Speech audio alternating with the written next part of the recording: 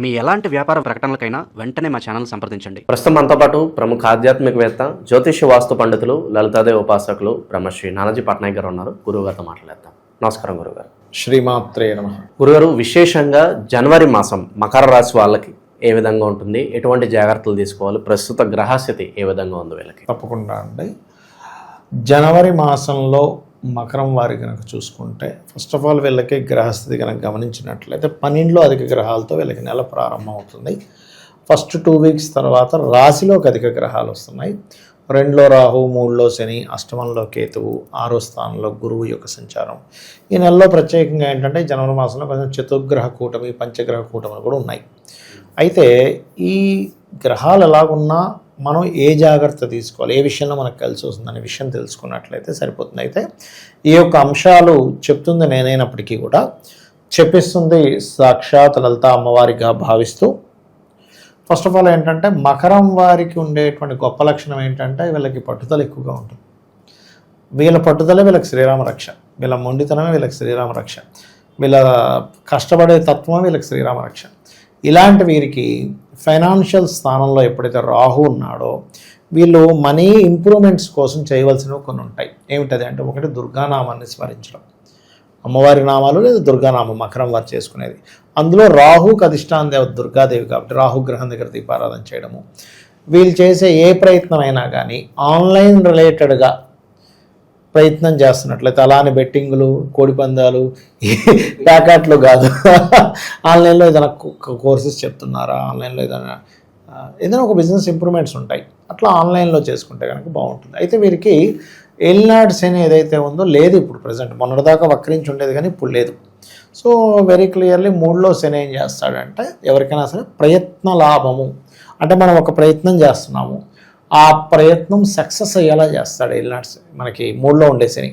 కాబట్టి ఈ 3లో ఉండే శని అలా ఉన్నందుకు ఇంకా కొంచెం బాగా ప్రయత్నం సక్సెస్ అవ్వాలి అంటే వీళ్ళు వీలైనంత మట్టుకు ఓం కనకాంగద కేయూర కమనీయ భుజాన్వితాయ నమః చేసుకోవడం మంచిది.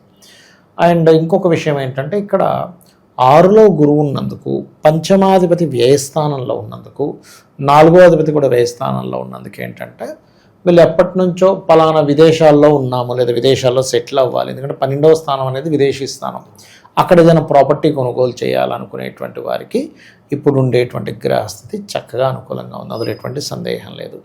ఇక అదేవిధంగా మీకు 6లో గురువు ఏంటంటే, అప్పులు మనం తొందరపడి అప్పు చేసి ఇన్వెస్ట్మెంట్ చేయకూడదు. ఎందుకంటే 12లో అధిక గ్రహాలు ఉండి 6వ స్థానంలో గ్రహం ఉన్నప్పుడు ఏమవుతుందంటే అది అప్పు నుంచి అప్పు చేసి మరి మనం ఖర్చు పెడుతూ ఉంటాం. ఇటువంటి తప్పిదాలు మాత్రం చేయకండి, దాని ద్వారా అనవసరంగా వెనకబడతారు, గుర్తుపెట్టుకోండి.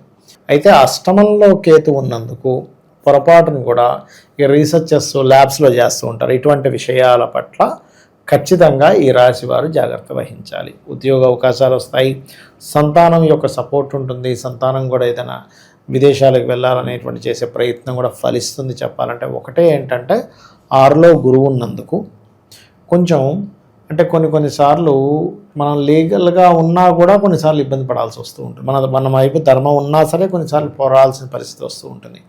కాబట్టి ఇవి చూసుకుంటూ కొంచెం మెయిన్, ఎవరికైనా సరే ఫైనాన్సే మెయిన్ కాబట్టి దుర్గాదేవి యొక్క ఆరాధన ఎంత చేస్తూ ఉంటే అంత మంచిది. నిత్యము లలితా సహస్రనామాల యొక్క శ్రవణం కానీ పఠనం కానీ వీరు ఎంత చేస్తూ ఉంటే అంత చక్కటి ఫలితాలు వస్తాయి. ఈ మాసంలో ముఖ్యంగా జనవరి మాసంలో 15 రోజులు మాత్రం, ఫస్ట్ 15 రోజులు మాత్రం విదేశాలకు వెళ్ళాలని ప్రయత్నం చేసేవారు రోజు హనుమాన్ చాలీసా చేసుకున్నట్లయితే ఖచ్చితంగా వీరికి బాగుంటుంది, అందులో ఎటువంటి సందేహం లేదు. అలాగే 12లో అధిక గ్రహాలు ఉన్నందుకు మొదటి 15 రోజులు కూడా కొంచెం ఖర్చులు అనుకోండి, ఇన్వెస్ట్మెంట్స్ అనుకోండి చేయవలసిన పరిస్థితులు వస్తూ ఉంటాయి. కాకపోతే చేసేటువంటి ఇన్వెస్ట్మెంట్స్ మనకి ఇబ్బంది కలగకుండా ఉండాలి అంటే అమ్మవారి యొక్క విగ్రహం దగ్గరికి వెళ్ళి అక్కడ అమ్మవారి పాదాలను చూసి నమస్కారం చేసుకున్నట్లయితే మీరు పెట్టే ఖర్చు, మీరు పెట్టే ఇన్వెస్ట్మెంట్ ఇబ్బంది కలగకుండా ఉంటుంది. ఎందుకంటే పాదాల స్థానం నుంచి 12వ స్థానం, సో అందుకని. అయితే వీళ్ళకి ఎప్పుడైతే ఫస్ట్ హాఫ్ అయిపోయి 14, 13, 14 తేదీల నుంచి, ఎందుకంటే 13వ తేదీకి శుక్రుడు వస్తున్నాడు లగ్నంలోకి, సో 13 నుంచి కొంచెం కొత్త ఉద్యోగ అవకాశాలు పెరుగుతాయి. అలాగే 14వ తేదీ నుంచి రవి వస్తున్నాడు లగ్నంలోకి. రవి రావడం వల్ల ఏంటంటే ఇన్సూరెన్సెస్ మూలంగా కొంచెం ఏదైనా లబ్ధి కలిగేటువంటి యోగం ఉంటుంది, కొంచెం వాహనం మీద స్లోగా వెళ్ళాలి. ఇక అదే 16వ తేదీ నుంచి మనకి కుజుడు వస్తున్నాడు. సో 16వ తేదీ నుంచి ఎప్పుడైతే కుజుడు ఇన్వాల్వ్ అవుతున్నాడో ఇక్కడ ఏంటంటే భూమికి కారకుడు కుజుడు ఎగ్జాల్టెడ్ హౌస్లో ఉన్నాడు కాబట్టి ఈ కుజుడు యొక్క ప్రభావం ఏంటంటే ఏదైనా భూమి మూలంగా లాభాన్ని ఇస్తాడు అక్కడ. కాకపోతే కొంచెం ఎంతైనా సరే శుక్రుడి దగ్గర చేరుతున్నటువంటి కుజుడు కదా, కొంచెం వాహనం మీద వెళ్ళేటప్పుడు కొంచెం జాగ్రత్తగా వెళ్ళాలి. ఇక బుధుడు కూడా వస్తున్నందుకు 4 గ్రహాలకు వచ్చేసరికి రకరకాల పనులు, రకరకాల కాంబినేషన్స్, రకరకాల అంటే ఒకే ఉద్యోగం కాకుండా 2-3 ఉద్యోగాలు చేసే ప్రయత్నం, ఇలాంటివన్నీ కూడా వీళ్ళకి కలుగుతూ ఉంటాయి. గురుగారు విశేషంగా శత్రువుల పరిస్థితి ఏంటి? శత్రువుల నుంచి వీళ్ళకి ఏమైనా ఇబ్బంది ఉంటుందా? శత్రునాశనం జరగాలంటే ఏం చేయాలి? ఉంటుందండి, ఎందుకంటే 6లో వక్రించిన గురువు కదా, అది కూడా ఏంటి డైరెక్ట్గా వక్రిస్తే వేరే 5వ స్థానంలోకి వస్తుంది, శత్రువులు తగ్గుతారంటాం. ఈ గురువు 6వ స్థానంలోకి వెళ్ళి వక్రించుకుంటూ వచ్చాడు. ఇంకా అక్కడి నుంచి వక్రించినప్పుడు అంటే ముందు రాశి నుంచి వక్రించుకుంటూ వచ్చిన గ్రహాన్ని వెనక రాశిలో వేసుకోకూడదు. సో అందుకని ఏంటంటే ఒకటే గుర్తుపెట్టుకోవాలి, శత్రువులు వీళ్ళకి గైడింగ్ చేసే వాళ్ళు శత్రువులు అవుతారు. అంటే మొన్నటిదాకా మంచి చేశాడు కదా, మనకి బాగా చూసుకుంటూ ఉండే శత్రువులు. మనకి బయటికేమో అబ్బా నేను అంతా ఏదో గొప్పగా చేస్తున్నాను బయటికి మాత్రం బిల్డప్ ఇస్తూ ఉంటారు, లోపల చూస్తే వాడే శత్రువు అవుతాడు. అటువంటి వాటి వల్ల ఉంది. ఇంకోసారి ఏమవుతుంటుందంటే ఇలా 6లో గురువు వక్రించడం, మనం చేసేటువంటి పూజాది కార్యక్రమాల్లో కొన్ని తప్పిదాలు జరగడం వల్ల వీళ్ళకి ఒక్కొక్కసారి దేవతా శాపం కూడా వస్తుంటుంది. అలాంటప్పుడు చేయవలసింది ఏంటంటే ఓం హరనేత్రాగ్ని సందగ్ధ కామ సంజీవన ఔషధి అనే మంత్రం చేసుకున్నట్లయితే సరిపోతుంది. విశేషంగా పరిహారాల విషయానికి వస్తే ఓవరాల్గా ఎటువంటి పరిహారాలు కలిసి వస్తాయి జనవరి మాసం? వీరికి ఎటువంటి పరిహారాలు కలిసి వస్తాయని చూసుకుంటే అమ్మవారి ఆరాధనేనండి. అమ్మవారి ఆరాధన మించినటువంటిది, ఎందుకంటే పంచమాధిపతి శుక్రుడు కదా, శ్రీమాత్రే నమః అనే మంత్రం చేసుకోవడము, అదేవిధంగా గురువు 6లో ఉన్నందుకు కొంచెం శనగలు దానంగా ఇవ్వడము, వీలైనంత మటుకు సేవ అంటే ఏదైనా ఆలయానికి వెళ్ళి అక్కడ ఏదైనా సేవ చేయడము, గోశాలకు వెళ్ళి అక్కడ ఏదైనా గోవులు తినిపించడం, వాటిని కడగడం, ఇవి వీళ్ళకి బాగా పనిచేస్తాయి 12లో అధిక గ్రహాలు ఉన్నందుకు. అది కూడా గుర్రాసుల్లో ఉంది కదా, అందుకని. గురుగారు ఈ ఓవరాల్ 2026లో గ్రహస్థితి కాస్త ఇబ్బందికరంగా ఉంది అని అంటున్నారు. మరి ఎటువంటి పరిణామాలు జరగబోతున్నాయి అంటారు ఓవరాల్గా? యాక్చువల్గా 2025 నవంబర్ ఎండింగ్ డిసెంబర్ నుంచే ప్రారంభం అయిందండి గ్రహస్థితి. దీనివల్ల ఏంటంటే ఫస్ట్ ఆఫ్ ఆల్ మనకి ఎయిడ్స్ ప్రబలుతుంది బాగా, హెచ్ఐవి అనేది పెరిగిపోద్ది, బాగా విపరీతంగా పెరుగుతుంది. అది కొంచెం జాగ్రత్తగా ఉండాలి. స్త్రీ పురుషులు సాంగత్యం కలిసేటప్పుడు అది జాగ్రత్తలు తీసుకోవాలి, తప్పదు. అలాగే రెండవది ఏంటంటే గాలి ద్వారా వచ్చేటువంటి కొన్ని ఇన్ఫెక్షన్స్ రెస్పిరేటరీ సిస్టమ్ మీద, ఊపిరితిత్తుల మీద ప్రభావం చూపించనుంది. సడన్గా గాలివాన ఎక్కువ అవ్వడం, కొన్ని మత కల్లోహాలు ఏర్పడడం, ఒకరి మీద ఒకరు కేసులు పెట్టడం, సినిమా మూలంగా కేసులు ఏర్పడడం.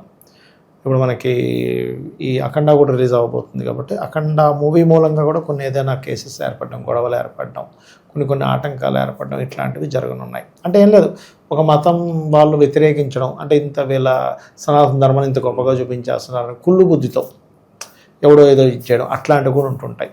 అది పర్టికులర్గా. అలాగే మరొక విషయం ఏంటంటే ఇక్కడ కొంచెం గాసిప్స్, అంటే మనం ఏ తప్పు చేయకపోయినా, ఎందుకంటే మిథున రాశిలోకి వస్తున్న గురువు కదా, అక్కడ వక్రించిన గురువు కదా, వక్రించిన కూడా వక్ర సంబంధించిన ఫలితాలు ఇస్తూ ఉంటాడు. అది కాకుండా గురువు రాశుల్లో ఉండే ఈ 2 గ్రహాలు కూడా ఏం చేస్తుంటాయంటే అక్కడ మనం ఏమీ అనకపోయినా అన్నాడనే ఒక మాట రావడం, తద్వారా అనవసరమైన ఘర్షణలు, అనవసరమైన గాసిప్స్, అనవసరమైనవి.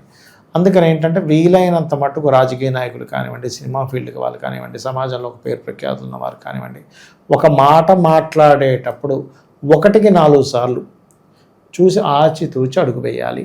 అదేవిధంగా సరిహద్దుల్లో ఈ జల ప్రాంతాలకి, సముద్ర ప్రాంతాలకు దగ్గరగా ఉండేటువంటి వారు, కొంచెం మంచుకొండల ప్రాంతాల్లో లాభాలు పొందేటువంటి ప్రదేశంలో ఉండేటువంటి వారు కాస్త జాగ్రత్తగా ఉండాలి.